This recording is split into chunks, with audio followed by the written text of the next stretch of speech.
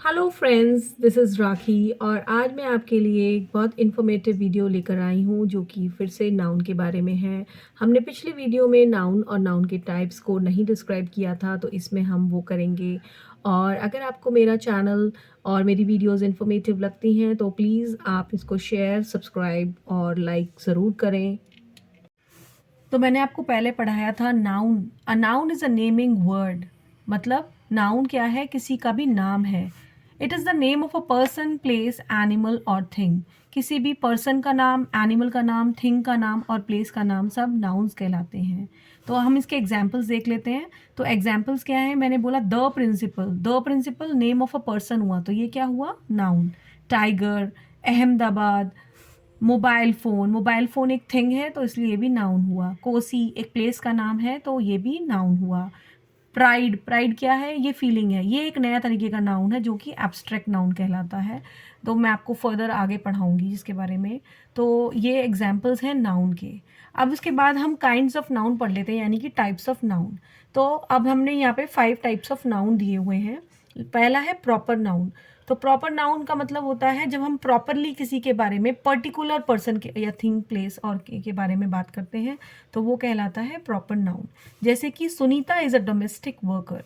तो सुनीता यहाँ पर एक प्रॉपर एक लेडी का नाम है, तो सुनीता क्या हुआ? Proper noun.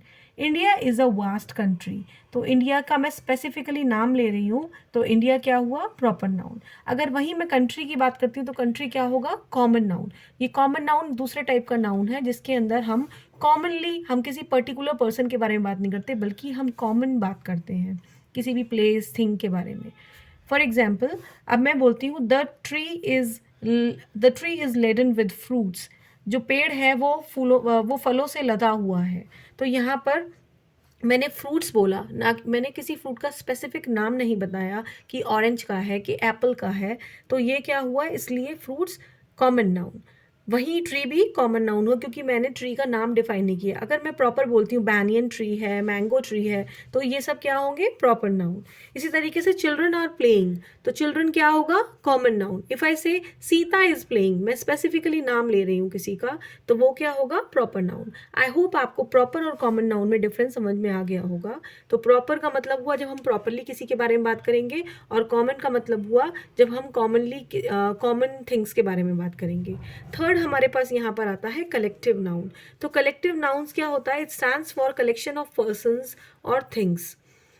It stands for collection of persons और थिंग्स। दैट मीन्स कि हम कलेक्टिवली बात कर रहे हैं। लाइक इफ आई से अ बुके ऑफ फ्लावर्स, तो फ्लावर्स का, तो फॉर पहला example a bouquet of flowers, तो बुके क्या हुआ? कलेक्टिव नाउन, क्योंकि मैं यहाँ पर कलेक्टिवली बात कर रही हूँ।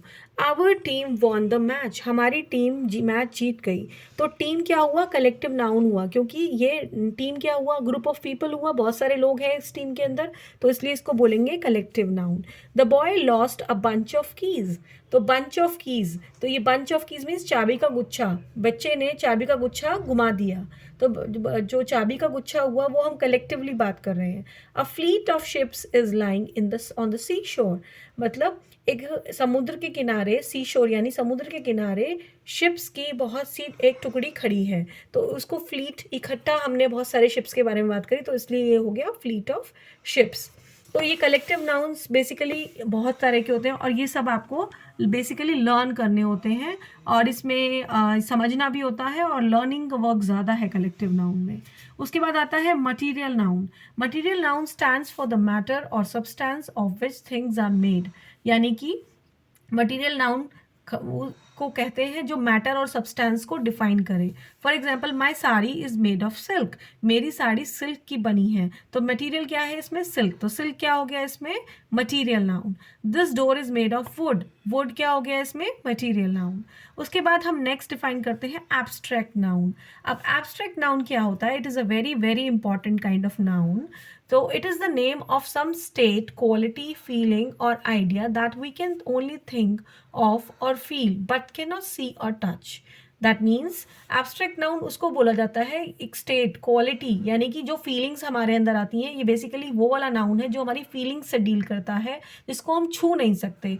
लाइक मैंने बोला राम सीता, तो ये सब तो क्या है, इन सबको आप छू सकते हो, बट ये वाला नाउन ये उन चीज़ों के लिए जिनको आप छू नहीं सकते, जिनको आप देख नहीं सकते। Like for example, the beauty of hill station is worth seeing.